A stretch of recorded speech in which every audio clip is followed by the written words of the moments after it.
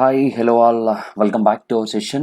And today we are going to discuss some of the important concepts relating to daily current affairs based on our daily newspapers. The first one is, which bank has launched a virtual property exhibition under the name of Home Utsav? So రీసెంట్గా ఏ bank వాళ్ళు home Utsav అనేటువంటి ఒక virtual property ఎగ్జిబిషన్ని మనకి launch చేయడం జరిగింది అంటే, so the answer is ICICI అండి. So ICICI అనేది ఏంటంటే మనకి పూణే ఉంది కదండి. సో పూణే అండ్ అలాగే ముంబై. సో ఈ టూ బ్రాంచెస్లో ఏంటంటే మనకి వర్చువల్ ప్రాపర్టీ ఎగ్జిబిషన్ ఏంటంటే వీళ్ళు లాంచ్ చేయడం జరిగింది.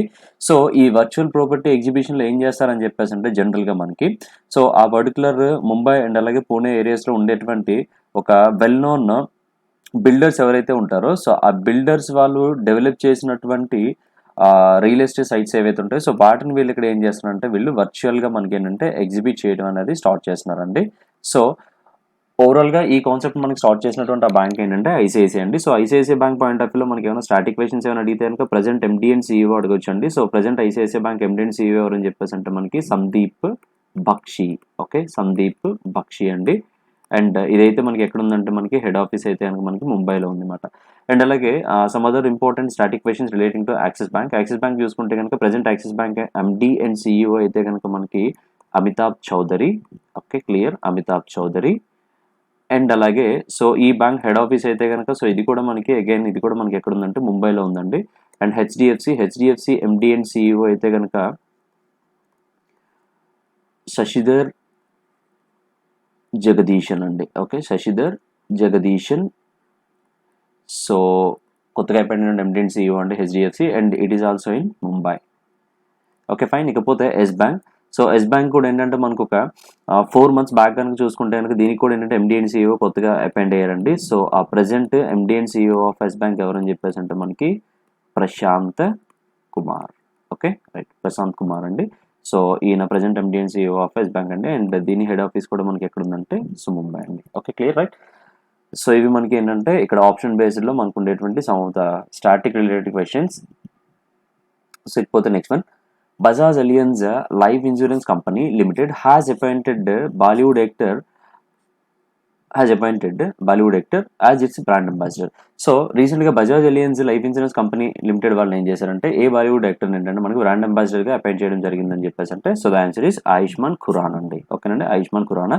సో ఈయన ఏంటంటే బజాజ్ లైఫ్ ఇన్సూరెన్స్ కంపెనీ వాళ్ళు ఏంటంటే ఆ పర్టికులర్ కంపెనీకి ఏంటంటే బ్రాండ్ అంబాసిడర్గా అపాయింట్ చేయడం అనేది జరిగింది అనమాట. And who has become the first cricketer ambassador for SBO Top sports book brand అండి. సో SBO Top అనే స్పోర్ట్స్ బుక్ బ్రాండ్కి ఫస్ట్ టైం క్రికెటర్ ఒక అంబాసిడర్కి అపాయింట్ అవ్వడం అనేది జరిగింది. సో ఆ ఫస్ట్ క్రికెటర్ ఎవరు అని చెప్పేసి అడుగుతున్నారండి. సో ఆ క్యాండిడేట్ ఎవరంటే మనకి డ్వాన్ బ్రావో అండి. సో ఈయన ఎవరంటే మనకి వెస్టిండీస్ క్రికెటర్ అండి. Okay right, Dwayne Bravo West Indies cricketer అనమాట. అండ్ అలాగే ఇక్కడ మాథ్యూ హెడెన్ చూసుకుంటే కనుక సో ఈయనకి సంబంధించిన న్యూస్ కూడా నేను నోట్ వచ్చిందండి. సో ఆస్ట్రేలియన్ గవర్నమెంట్ వాళ్ళు ఏం చేశారంటే ఆస్ట్రేలియన్ గవర్నమెంట్ వాళ్ళు ఏం చేశారంటే ఆస్ట్రేలియా నుంచి ఇండియాకి ఏంటంటే ట్రేడ్, ఓకేనండి, సో ట్రేడ్కి సంబంధించి ఏంటంటే మాథ్యూ హెడెన్ అంటే అంబాసిడర్గా సెలెక్ట్ చేయడం అనేది జరిగింది అనమాట. ఓకేనండి right, foreign trade from Australia to ఇండియాకి అంబాసిడర్గా సెలెక్ట్ అయినటువంటి క్యాండిడేట్ ఎవరని చెప్తుంటే మాథ్యూ హెడెన్ అండి. అండ్ అలాగే ఇక్కడ మనకి SBO టాప్ అనేటువంటి ఈ స్పోర్ట్స్ బుక్ బ్రాండ్కి ఏంటంటే అంబాసిడర్గా సెలెక్ట్ అయినటువంటి వెస్టిండీస్ క్రికెటర్ ఎవరంటే మనకి డ్వాన్ బ్రావో అండి. Okay, and which state government has rolled out Iraq Valley app to ensure greenery and to protect the environment అండి. సో రీసెంట్గా ఏ స్టేట్ గవర్నమెంట్ వాళ్ళు ఐరాక్ వ్యాలీ అనేటువంటి ఒక యాప్ని లాంచ్ చేయడం జరిగింది. సో ఈ యాప్ అనేది ఏం చేస్తుందంటే మనకి ఆ పర్టికులర్ స్టేట్లో ఉండేటువంటి ఎన్విరాన్మెంట్ని అలాగే గ్రీనరీని అంటే ప్రొటెక్ట్ చేయడం కోసం ఏంటంటే ఆ స్టేట్ గవర్నమెంట్ వాళ్ళు ఏం చేశారంటే ఐరాక్ వ్యాలీ అనేటువంటి ఒక యాప్ని లాంచ్ చేశారనమాట. సో ఇందుకు ఈ యాప్ని లాంచ్ చేసినటువంటి ఆ స్టేట్ ఏంటంటే మనకి పంజాబ్ స్టేట్ అండి. So Punjab state honourable chief minister అయినటువంటి అమరేందర్ సింగ్ గారు ఉన్నారు కదండి. సో ఆయన ఏంటంటే దీన్ని అఫీషియల్గా లాంచ్ చేయడం అనేది జరిగింది అనమాట. ఓకేనండి, పంజాబ్ సీఎం అమరేందర్ సింగ్ అండి. అండ్ అలాగే గవర్నర్ అయితే కనుక మనకి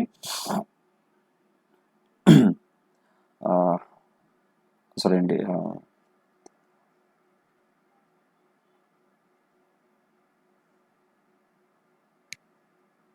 okay. And next one,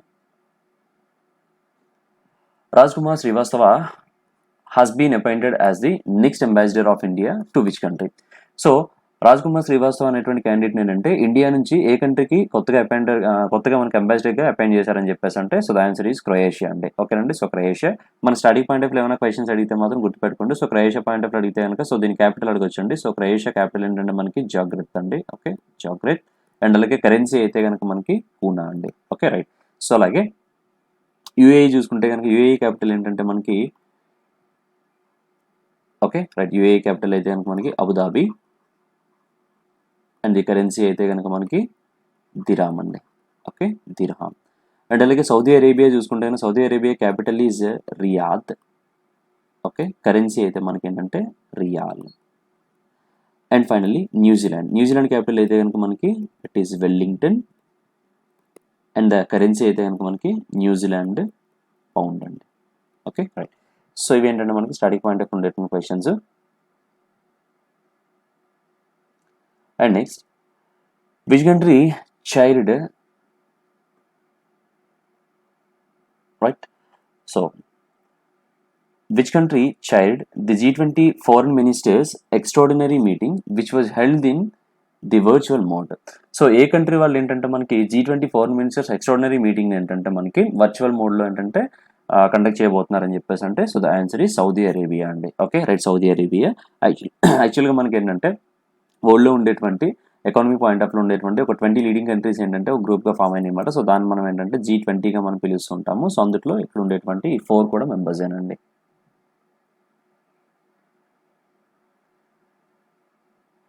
And who is set to release the book Let Us Dream in December 2020? So Let Us Dream అనేటువంటి బుక్ని ఆథర్ చేసిన క్యాండిడేట్ ఎవరని చెప్పేసి అడుగుతున్నారండి. So the answer is Pope Francis మాట. సో ఈ బుక్ అనేది దేనికోసం ఏం రాశారని చెప్పేసి అంటే ఆయన పర్సనల్ లైఫ్లో జరిగినటువంటి కొన్ని క్రైసిస్ టైంలో ఇండివిజువల్స్ అనేవాళ్ళు ఎట్లా మనకి ప్రాబ్లమ్స్ని ఫేస్ చేస్తూ ఉంటారు అనేటువంటి ఆ ఎక్స్పీరియన్స్ని బేస్ చేసుకుని ఏంటంటే ఈయన మనకి బుక్ అనేది రాయడం అనేది జరిగింది అనమాట. సో అయితే ఇక్కడ అదర్ ఆథర్స్ గురించి ఒకసారి చెప్పాలి. సో ఎందుకంటే వీళ్ళకి సంబంధించిన బుక్స్ కూడా మనకి ఏంటంటే రీసెంట్గా మనకి మార్కెట్లో రిలీజ్ అయినాయండి. సో ఇది ఒకసారి చూద్దాము. సో దలైలామా గారు ఏంటంటే లాస్ట్ మంత్ ఆగస్ట్లో మనకి ఏంటంటే ఒక బుక్ ఒకటి రిలీజ్ చేయడం జరిగింది. సో ఆ బుక్ నేమ్ అయితే కనుక మనకి his holiness. Okay, his holiness the Dalai Lama. Okay అండి, his holiness the Dalai Lama. So ఈ బుక్ని మనకి రీసెంట్గా లాంచ్ చేసినటువంటి ఆధార్ ఎవరని చెప్పేసి అంటే దలైలామా గారు అండి. ఇకపోతే డాక్టర్ వివేక్ దేబ్రాయ్. సో ఈయన కూడా మనకి ఏంటంటే రీసెంట్గా బుక్ ఒకటి రాయడం అనేది జరిగింది. సో ఈ బుక్ పేరు ఏంటంటే making of new India. And అలాగే డాక్టర్ కృష్ణ సక్సేనా, ఇది కూడా మనకి అంటే వెరీ రీసెంట్గా వచ్చిన బుక్ అండి. సో ఈ బుక్ నేమ్ ఏంటంటే మనకి విస్పర్స్ ఆఫ్ టైమ్స్ అండి. సో రీసెంట్గా మనకి రిలీజ్ అయిన బుక్స్ అండ్ అలాగే వాటికి సంబంధించిన ఆథర్ నేమ్స్ అండి. సో మనకి బుక్స్ అండ్ ఆథర్స్ నేమ్స్లో చాలా ఇంపార్టెంట్ కాన్సెప్ట్ అండి, ఇది గుర్తుపెట్టుకోండి. ఫైన్. ఇకపోతే national teachers day is celebrated on. So national teachers డేని ఎప్పుడు సెలబ్రేట్ చేసుకుంటారంటారు. So the answer is September 5 అండి. Okay, right. September 5 మాట. సో ఇదేంటంటే మన సర్వేపల్లి రాధాకృష్ణన్ గారి బర్త్ యానివర్సరీని బేస్ చేసుకొని ఏంటంటే మనం ఈ డే అయితే సెలబ్రేట్ చేసుకోవడం అనేది జరుగుతుందండి. ఓకేనండి. అండ్ అలాగే ఇదే September 5 ఏంటంటే మనకి ఇంటర్నేషనల్ చారిటీ డేగా కూడా ఏంటంటే అబ్జర్వ్ చేయడం జరిగిందండి. ఇంటర్నేషనల్ చారిటీ డే అంటాము. సో ఇది ఎవరికి కమమరేషన్ అంటే అని చెప్పేసి అంటే on the birth anniversary of Mother Teresa అండి. Okay, Mother Teresa. So Mother Teresa గారి బర్త్ యానివర్సరీని బేస్ చేసుకుని అయితే మనం ఇంటర్నేషనల్ చారిటీ డేగా మనం ఏంటంటే సెలబ్రేట్ చేసుకుంటాము. అండ్ అలాగే శ్రీ రాధాకృష్ణన్ గారి బర్త్డేని బేస్ చేసుకుని అయితే కనుక మనం ఏంటంటే నేషనల్ టీచర్స్ డే సెలబ్రేట్ చేసుకుంటూ ఉంటామండి. ఇకపోతే ఇక్కడ September 3 ఉంది. సో దీని ఇంపార్టెన్స్ ఏంటంటే మనకి so it is observed on skyscrapers day. Okay, skyscrapers day. And అలాగే September 2 is world coconut day. It's important అండి, world coconut day. And it is having a theme for this current year. Theme is invest coconut to save the world. Okay అండి. So this is the theme of the year 2020 అండి. And అలాగే September 1 importance ఏంటంటే so it is observing on world letter writing day అండి. Okay, world letter writing day. So these are some of the important days regarding September month. Okay, and which country has launched its Indo-Pacific strategy with India? So ఏ country వాళ్ళు రీసెంట్గా ఏంటంటే Indo Pacific స్ట్రాటజీని Indian కంట్రీతో launch చేశారని చెప్పేసి అడిగారండి. So the answer is Germany అండి. Okay right, Germany. So Germany వాళ్ళు ఎందుకు ఇండియాతో మనకి ఇండో పసిఫిక్ స్ట్రాటజీని లాంచ్ చేశారు అని చెప్పేసి అంటే, సో దీనికి one of the biggest reason ఏంటంటే, సో యాక్చువల్గా మనకి ఇండో పసిఫిక్ రీజియన్లో జనరల్గా మనకి చైనా వాళ్ళు రీసెంట్గా ఏంటంటే కొంచెం నెగిటివ్గా మనకి ఏంటంటే బిహేవ్ చేయడం అనేది మొదలు పెట్టారన్నమాట. సో ఈ negative behaviour point of view ఏంటంటే మనకి స్పెసిఫిక్గా ఈ ఇండో పసిఫిక్ స్ట్రాటజీ అనేది ఏంటంటే జర్మనీ వాళ్ళు ఇండియాతో చేయడానికి ఒక బిగ్గెస్ట్ రీజన్ అండి. ఇకపోతే సెకండ్ రీజన్ ఏంటంటే మనకి జరిగేటువంటి టోటల్ వరల్డ్ ఫారెన్ ట్రేడ్ చూసుకుంటే కనుక, టోటల్ వరల్డ్ ఫారెన్ ట్రేడ్లో 90% ఆఫ్ ట్రేడ్ మనకి ఏంటంటే ఎక్కువగా మనకి దేని ద్వారా జరుగుతుందంటే ఇండియన్ అండ్ అలాగే పసిఫిక్ ఓషన్స్ ద్వారా జరుగుతూ ఉంటుందండి. ఓకేనండి, ఇండియన్ అండ్ అలాగే పసిఫిక్ ఓషన్స్ ద్వారా జరుగుతుంది. సో కాబట్టి వీళ్ళు ఏంటంటే స్ట్రాటజిక్ పార్ట్నర్గా మనకి ఏంటంటే ఇండియన్ కంట్రీని ఎంచుకోవడం అనేది జరిగింది అనమాట. ఓకేనండి రైట్. రీజన్స్ అనేవి మనకు అనవసరం. ఏ కంట్రీతో మనకి ఏంటంటే ఏ కంట్రీతో మనకి జర్మనీ వాళ్ళు ఏంటంటే ఇండో పసిఫిక్ స్ట్రాటజీని లాంచ్ చేశారంటే, సో ఆ కంట్రీ నేమ్ ఏంటంటే ఇండియా అండి. సో అటు నుంచి ఇటు నుంచి ఎట్లాగైనా సరే క్వశ్చన్ అయితే అడగచ్చు, ఒకసారి చూసుకోండి. అండ్ అలాగే enhancing nationally determined contributions for food systems report published by, ఇది ఒకటి మనకి starting point of important question అండి. సో ఎన్డీసీఎస్ అనేటువంటి ఈ రిపోర్ట్ని మనకి యాక్చువల్గా ఎవరు పబ్లిష్ చేస్తారని చెప్పేసి అంటే యుఎన్ఈపీ అండి. ఓకేనండి, యునైటెడ్ నేషన్స్ ఎన్విరాన్మెంట్ ప్రోగ్రామ్ అని చెప్పేసి అంటాము. సో ఇదైతే మనకి నైరోబీలో ఉంటుందండి. So Nairobi it's in Kenya. Okay right, Nairobi it's in Kenya. And అలాగే one of the important news relating to UNEP అండి. సో యుఎన్ఈపీ వాళ్ళు రీసెంట్గా ఏంటంటే ఒక పబ్లికేషన్ కూడా లాంచ్ చేశారండి. సో ఆ పబ్లికేషన్ ఏంటంటే దాని పేరు ఏంటంటే మనకి the little book of green nudge. Okay అండి right, the little book of green nudge మాట. సో కంప్లీట్గా ఏంటంటే ఎన్విరాన్మెంట్ బేసిస్ సంబంధించిన ఒక పబ్లికేషన్ అండి. సో దీన్ని కూడా రీసెంట్గా లాంచ్ చేసినటువంటి ఆర్గనైజేషన్ ఏంటంటే మనకి యునైటెడ్ నేషన్స్ ఎన్విరాన్మెంట్ ప్రోగ్రామ్ మాట. ఎక్కడ ఉందంటే నైరోబీ కెన్యాలో ఉంటుందండి. అండ్ అలాగే మనకి World Bank. So World Bank అయితే కనుక మనకి ఎక్కడ ఉందంటే it is in Washington DC అండి. Okay, Washington DC. సో వీళ్ళు మనకి ఎవ్రీ ఇయర్ కూడా కొన్ని ఫేమస్ రిపోర్ట్స్ రిలీజ్ చేయడం జరుగుతూ ఉంటుంది. ఇందులో one of the most important report ఏంటంటే మనకి ఈజ్ ఆఫ్ డూయింగ్ బిజినెస్ అండి. Okay, is of doing business. And రీసెంట్గా మనం చెప్పుకున్నాము. సో ఈ ఇయర్ నుంచి అయితే కనుక వరల్డ్ బ్యాంక్ వాళ్ళు ఈజ్ ఆఫ్ డూయింగ్ బిజినెస్ ఏంటంటే పబ్లిష్ చేయడం అనేది ఆపేశారండి. ఎందుకని చెప్పేసి అంటే లాస్ట్ ఇయర్ ఈ is of doing business point of వ్యూలో ఏంటంటే కొన్ని కంట్రీస్ కానీ ర్యాంకింగ్స్ అని ఆఫర్ చేస్తారు. సో ఈ ర్యాంకింగ్స్ ఇచ్చేటువంటి ఈ పాయింట్ ఆఫ్ వ్యూలో జనరల్గా వాళ్ళు కలెక్ట్ చేసినటువంటి ఇన్ఫర్మేషన్లో కొంతవరకు ఇర్రెగ్యులారిటీస్ అనేవి ఏంటంటే ఉండటం మూలన ఇక్కడ నుంచి ఏంటంటే is of doing business report ఏంటంటే ఆపేద్దాం అని చెప్పేసి డిసైడ్ అయినటువంటి ఆర్గనైజేషన్ ఏంటంటే వరల్డ్ బ్యాంక్ అండి. ఓకే అండి. అండ్ అలాగే వీళ్ళు వరల్డ్ డెవలప్మెంట్ రిపోర్ట్ అనేటువంటి ఇంకొక రిపోర్ట్ను కూడా ఏంటంటే మనకి పబ్లిష్ చేస్తూ ఉంటారండి. ఓకే, వరల్డ్ డెవలప్మెంట్ రిపోర్ట్ మాట. ఓకే, అండ్ అలాగే one of the important report ఇంకోటి ఏంటంటే గ్లోబల్ ఎకానమిక్ ప్రాస్పెక్టస్ అండి. Okay, global economic prospectus report. So it was published by World Bank మాట. Okay right. ఇకపోతే నెక్స్ట్ వన్ చూద్దాము. సో ఐఎఫ్ఆర్ఐ అంటే యాక్చువల్గా అంటే international food policy research institute అని చెప్పేసి పిలుస్తామండి. సో ఇది కూడా మనకి ఎక్కడ ఉంటుందంటే so it is in Washington DC. Okay, Washington డీసీలో ఉంటుందండి. సో వీళ్ళు మనకి ఎవ్రీ ఇయర్ కూడా ఏంటంటే గ్లోబల్ హంగర్ రిపోర్ట్ ఏంటంటే వీళ్ళు మనకి రిలీజ్ చేస్తూ ఉంటారు అనమాట. ఓకే అండి, గ్లోబల్ హంగర్ రిపోర్ట్ ఏంటంటే మనకి పబ్లిష్ చేసేటువంటి ఆర్గనైజేషన్ అంటే ఐఎఫ్పిఆర్ఐ అండి. So international food policy research institute అంటాము. So it is locating in Washington DC and it is release the annual report of global hunger index అనమాట. Okay అండి. So FSSA అంటే meaning అంటే food safety standards authority of India అని చెప్పేసి అంటామండి. So మన ఇండియాలో ఫుడ్ సెక్టర్ రెగ్యులేట్ చేసేటువంటి ఒక ఆర్గనైజేషన్ అండి. సో ఇదైతే మనకి ఎక్కడ ఉంటుందంటే మనకి so it is in New Delhi అండి. ఓకే రైట్, న్యూఢిల్లీ మాట.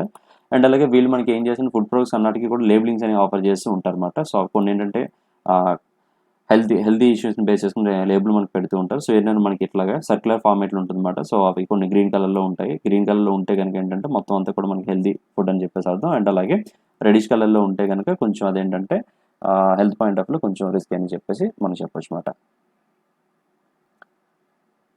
Fine right. సో ఇకపోతే next one, India and which country finalized a deal for manufacturing AK-47 203 rifles in India during defence minister's visit. So రీసెంట్గా ఏంటంటే ఇండియా వాళ్ళు ఏ కంట్రీతో AK-47 203 రైఫిల్స్ ఏంటంటే develop చేద్దామని చెప్పేసి manufacturing చేద్దామని చెప్పేసి ఒక కాంట్రాక్ట్ ఒకటి సైన్ చేశారని చెప్పేసి అంటే సో ఆ కంట్రీ ఏంటంటే మనకి రష్యా అండి. ఓకే, మీకు ఇక్కడ ఒక హింట్ ఒకటి ఉందండి. సో డిఫెన్స్ మినిస్టర్స్ విజిట్ మాట. రీసెంట్గా మన డిఫెన్స్ మినిస్టర్ రాజ్నాథ్ సింగ్ గారు ఏంటంటే ఏ కంట్రీని విజిట్ చేశారంటే రష్యా మాట. ఇది మనం ఆల్రెడీ ప్రీవియస్ వీడియోలో చెప్పుకున్నాం అన్నమాట. సో ఎందుకంటే అక్కడ మన defence ministers Shanghai Cooperation Organisation అనేటువంటి ఒక సమ్మిట్కి ఏంటంటే ఈయన అటెండ్ అవ్వడం అనేది జరిగిందన్నమాట. సో ఇందులో భాగంగా ఏం చేశారంటే ఇండియాకి రష్యాకు అగ్రిమెంట్ కూడా జరిగిందన్నమాట. సో ఆ అగ్రిమెంట్ అంటే మ్యానుఫ్యాక్చరింగ్ ఆఫ్ AK-47 203 రైఫిల్స్ అండి. So as per the report ప్రకారం ఏంటంటే మనకి టోటల్గా మన ఇండియన్ ఆర్మీకి ఏంటంటే ఓవరాల్గా 7,70,000 వరకు ఏంటంటే AK-47 రైఫిల్స్ అనే ఏంటంటే రిక్వైర్మెంట్ ఉందని చెప్పేసి చెప్తున్నారు అనమాట. ఓకేనండి. సో ఇవేంటంటే మనకి వీటికి సంబంధించినటువంటి some of the important updates. Fine ఇకపోతే next one, which bank and Maharashtra state government ink MOU to develop MSME ecosystem అనమాట.